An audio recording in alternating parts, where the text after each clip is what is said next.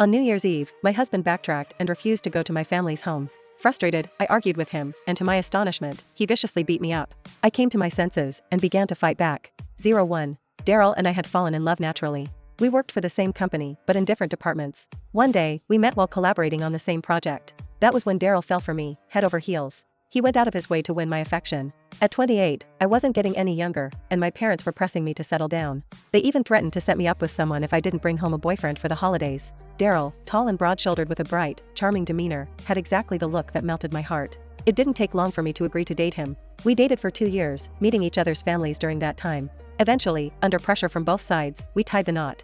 This year marked our first New Year's as a married couple. As a daughter living away from home, I couldn't help but yearn to spend the holidays with my parents. So I suggested to Daryl that we visit his family first, then head to my parents' place in Oakridge on December 31. Initially, Daryl wasn't thrilled with the idea, but my persistent coaxing won him over. To sweeten the deal, I bought him the gaming console he'd been eyeing for months, but had been too frugal to buy.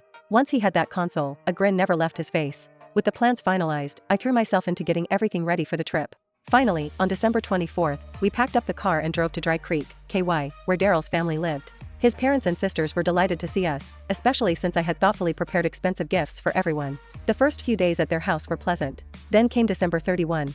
I didn't want to risk getting stuck in a traffic jam, so on December 30th, I loaded everything we'd need for my parents' house into the car. That night, I encouraged Daryl to get a good night's rest so we could hit the road early. The thought of reuniting with my family after 6 months filled me with so much joy that I couldn't sleep. The alarm rang early, and I sprang out of bed. Daryl was still asleep, so I gently woke him up. "Babe, I'm going to wash up. You should get up too, freshen up, and we'll grab a quick bite before heading out." I was too excited to notice the odd expression flickering across his face. After washing up and getting dressed, I waited for a long while, but Daryl didn't come out. By the time I checked the clock, it was already 9:30 a.m. Worried about holiday traffic, I went back to the bedroom to wake him. When I opened the door, I found Daryl burrowed under the covers, snoring so loudly it could shake the walls. Peeling back the blanket, I saw the dark circles under his eyes and remembered how hard he'd worked preparing for the holidays. Feeling a twinge of guilt, I decided we could leave after lunch. Quietly, I tucked him back in and left the room. In the yard, I called my parents to let them know we'd be late and went to the kitchen to prepare lunch. 02. After lunch, I began urging Daryl to start driving me back to my parents' place. "Everything's packed. You just need to drive," I said, grabbing his arm and leading him toward the car. "It's a long trip, but you can drive the first leg. When we get to a rest area, we'll swap, and I'll take over. That way, we won't get too tired, and we might even make it in time for dinner." I was so caught up in my excitement that I didn't notice the growing irritation on Daryl's face. As we approached the yard gate, he suddenly pulled his arm away and bellowed, "I'm not going." The force of his words stunned me. I froze for a moment, staring at him in disbelief. "What did you say?" I stammered.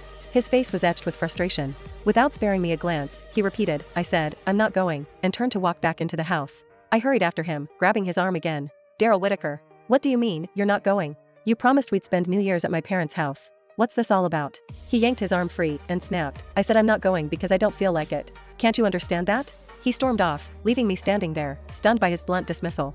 As I watched him walk away, realization hit me like a ton of bricks. The promise to spend New Year's Eve with my family had been a lie. He had lured me to Dry Creek, far from my parents in Oakridge, knowing I'd be trapped. Without the car keys, and with the holiday rush making it impossible to buy a bus ticket, I had no way of leaving. It was all a calculated move to ensure that I had no choice but to stay here for New Year's. Fury welled up inside me. I charged toward him and kicked him hard in the leg. "Daryl Whittaker, you planned this, didn't you? You never intended to visit my parents, did you? You lied to me." Daryl winced but quickly switched tactics, his tone softening as he tried to pacify me. "Savannah, think about it.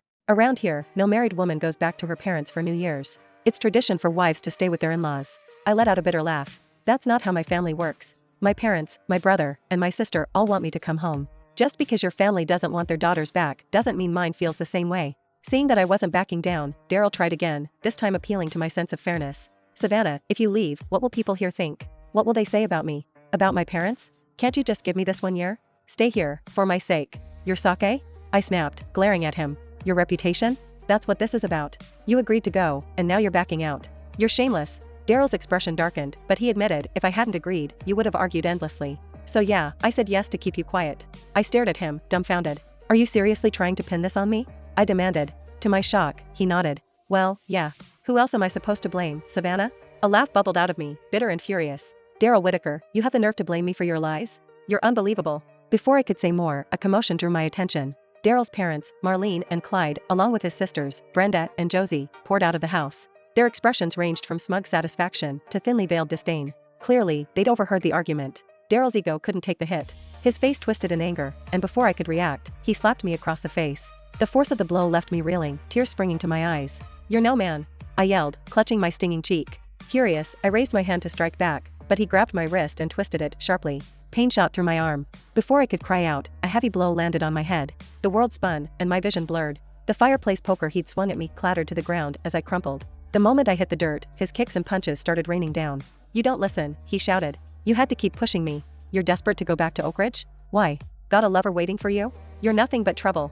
I curled into a ball, shielding my head with my hands, trying to endure the relentless assault. Amid the chaos, I heard his family's voices, loud and gleeful. "Teach her a lesson, Daryl. Women need to know their place." Marlene crowed. "Don't hit her too hard, son. You don't want her too bruised for tonight," Clyde added, laughing cruelly. "She needs this," Brenda chimed in. "Who does she think she is, trying to go back to her parents' house? Hit her harder, Daryl," Josie yelled. "If she's still moving, you're not doing it right." Their taunts echoed around me as I lay there, battered and broken. It was in that moment I realized the full extent of the nightmare I'd walked into.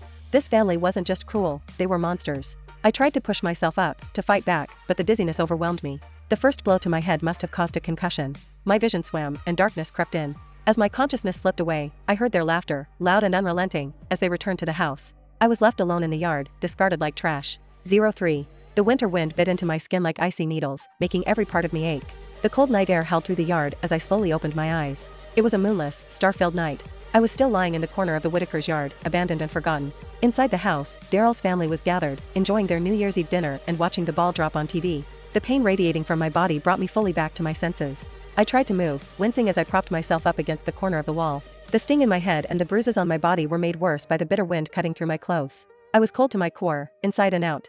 That's when everything became clear. The Whitakers weren't just cruel. They were monsters. They had stood by as Daryl beat me, egging him on, as if my suffering were a spectator sport. This was their way of showing me my place. In their eyes, now that I was married to Daryl, I belonged to him, and by extension, to them. If I dared to resist their rules, they'd punish me however they wanted. I wasn't a wife to them. I was their servant, their obedient daughter-in-law, their personal ATM. I looked through the window at their cheerful gathering. Holding onto the wall for support, I moved as silently as possible. Fortunately, Daryl's bedroom was far enough from the dining room that they couldn't hear me. I crept into his room, my fingers trembling as I rummaged through his clothes. Finally, I felt the cold metal of the car keys in his pocket. With the keys secured, I grabbed my phone and purse. In the dark, I slipped back out of the bedroom and toward the main gate. Luckily, the gate wasn't fully shut, just left slightly ajar. I nudged it open just enough to squeeze through, keeping as quiet as possible.